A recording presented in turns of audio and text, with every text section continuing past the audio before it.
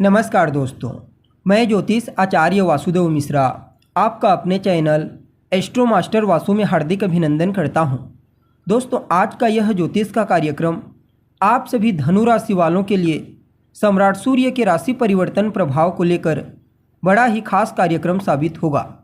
जी हां, भुवन भास्कर सूर्य बीते 14 अप्रैल 2025 की प्रातःकाल 3:28 पर अपनी वर्तमान जल तत्वीय राशि मीन राशि को छोड़कर अपने उच्च राशि सेनापति मंगल के मूल त्रिकोण राशि मेष राशि में प्रवेश कर चुके हैं, जहां पर सूर्य आने वाले मई महीने की 14 तारीख तक 14 मई 2025 तक वहीं पर रहते हुए आपको परिणाम प्रदान करेंगे और इसके पश्चात अपनी शत्रु राशि वृषभ राशि में प्रवेश कर जाएंगे।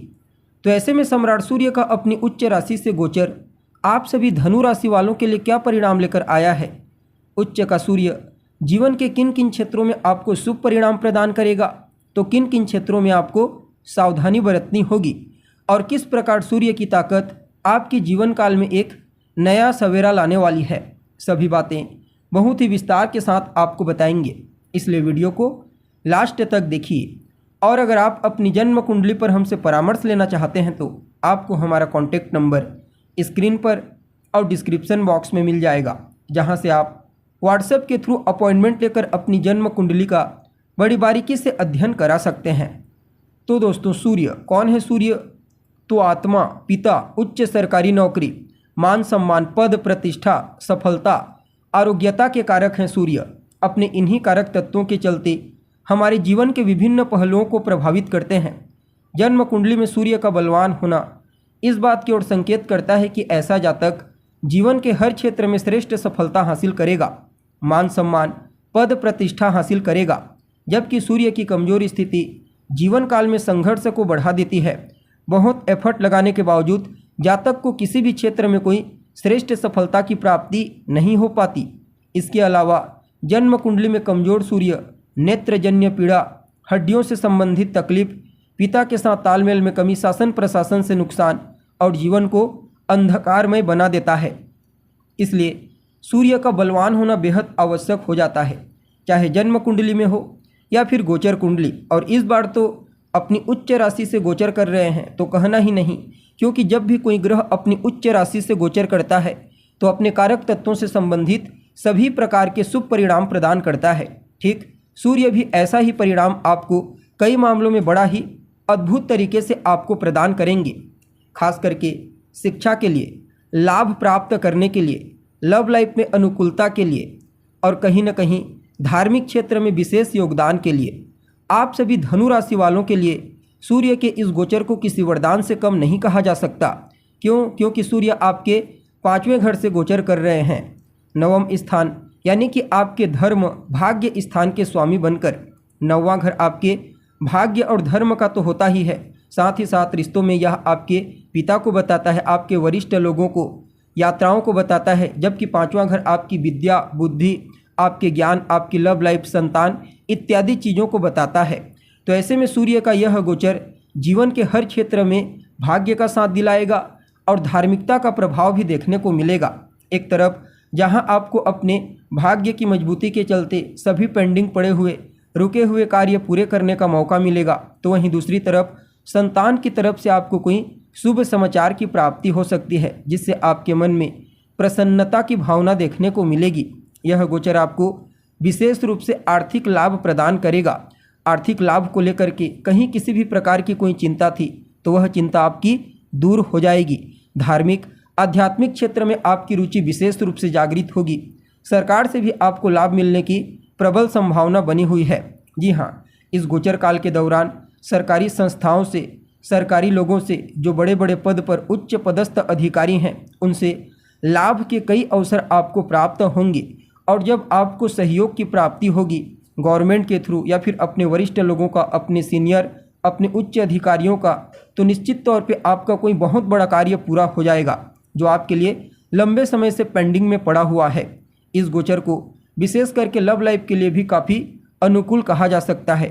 हालांकि सूर्य अहंकार है, स्वाभिमान है और अपनी उच्च राशि में है, तो थोड़ा आपका रवैया कठोर तो होगा, लेकिन इसके बावजूद विश्वास की भावना और फ्यूचर की भावना इस समय रिलेशनशिप को अनुकूलता प्रदान करेगी।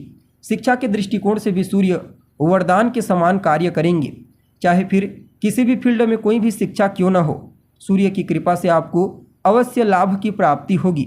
अगर आप उच्च शिक्षा ग्रहण करने के लिए विदेश जाना चाहते हैं, दूर देश जाना चाहते हैं, तो भी आपको कुछ एक अवश्य मौके मिलेंगे। सरकार से जुड़े हुए सरकारी लोगों से तो आपको लाभ मिलेगा ही मिलेगा।